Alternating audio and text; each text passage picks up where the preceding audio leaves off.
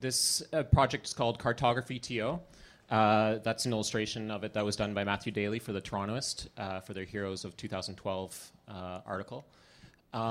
So we're going to take it from the start. Cartography TO is a large-scale ad takeover, a group project.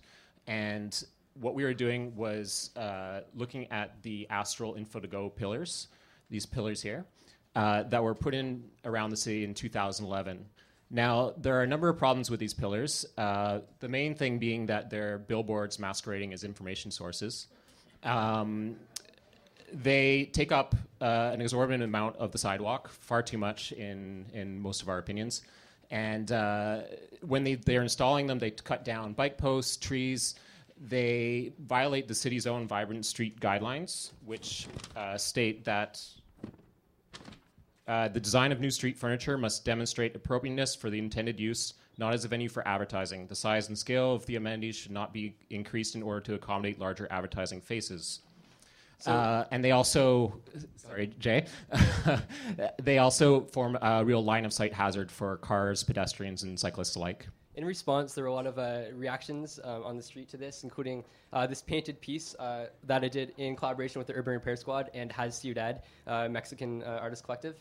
And after that, calling attention to these bike posts painted on the street to draw attention to the bike posts that had been disappeared, Astral, months later, finally put out this ad on an info pillar, basically taking responsibility, apologizing for it, and promising to install new bike posts at these locations in Little Italy where the paint was. Except it was a hoax. I actually did that myself.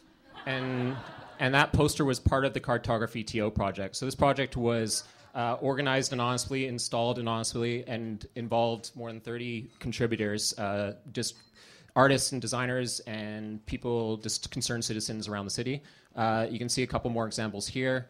We're going to be showing a lot of different examples, but unfortunately we can't show them all. Again, there was more than 30 artists and people did multiple pieces. Some of the pieces are really hard to see because you have to look at the details of them. So we're just going to show you a broad range of them. It's called Cartography TO because the project offered maps for people to start with. This is a detail of a couple. That's a tree map, and this is one of the provincial legislature. So people could either start with a base map or just create their own unique piece that fits in the pillar, and then they were installed after taking out the advertisements that were already in the existing pillars. Again, I'll let Jay talk about this one. So as Sean mentioned, a lot of the artists responded to the brief for this project by mapping something specific to that neighborhood where the info pillar was. In this case, you have, down near St. James Park, an info pillar that is a map of the occupied Toronto encampment when it was around, as well as a call of saying, this is why we occupy. This here is details of a couple other art pieces. Again, approaches to mapping in interesting ways. So Nosila Aberk used modular stencils to map out the architecture and buildings of a particular neighborhood. And the other one is about City Hall with Rob Ford in the center. Karen Abel did this site-specific piece outside the Four Seasons Center for the Performing Arts. And it's a reference to the Swan Lake Ballet. It's made up of a graphic from the musical score.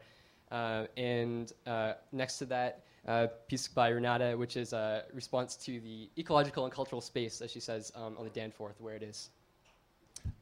This How to Get Lost in Toronto was one that actually linked to a site online with a scent map of the neighborhood. And on the other one, it's hard to read, but it says, I've always wanted to say, excuse me, I'm sorry that I'm in your way. So this is one where the post was apologizing.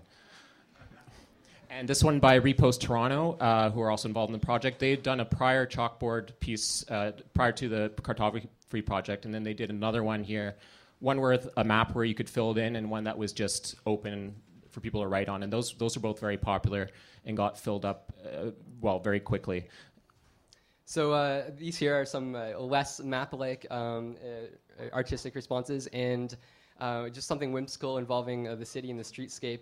And it's interesting, these are all installed over the course of a Saturday afternoon in July 2012 in broad daylight, and these the people installing them did it without damaging any of the pillars, just opened up the ad pillars, removed the ads, and put in the art.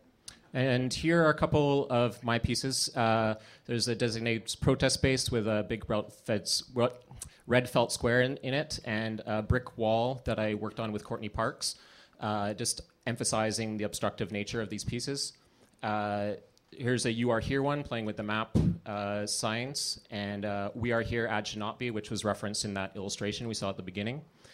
You'll notice that we put tape over the logos, the Astral logos, because we didn't want to further advertise their brand when we took photos and when people were looking at these pieces that were installed afterwards. This is another one that I did with Courtney Parks. We installed an actual bicycle inside one of the pillars, and you can see it lit up at night. It was donated by the Good Bike Project, but then we modified it so that it could fit in, took the handlebars and flattened them out. You can't ride the bike anymore, but it fit nicely. And then this was a performative one, Sidewalk 54. So we had a velvet rope security guard. The security guard there is actually Keith Cole, who some of you might recognize.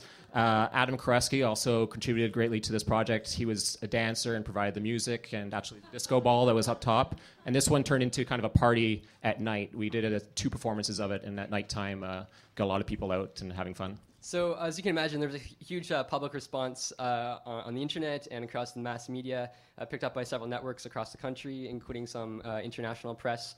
And it was really interesting to see the conversation emerging around like whose space is it, and is it art, is it vandalism, does it matter? Astral responded condemning this as acts of vandalism against their world-class street furniture program. But it was great to see that overall there was a huge amount of positive public support for the project. Yeah, and just keeping the conversation going and bringing more focus to the issues.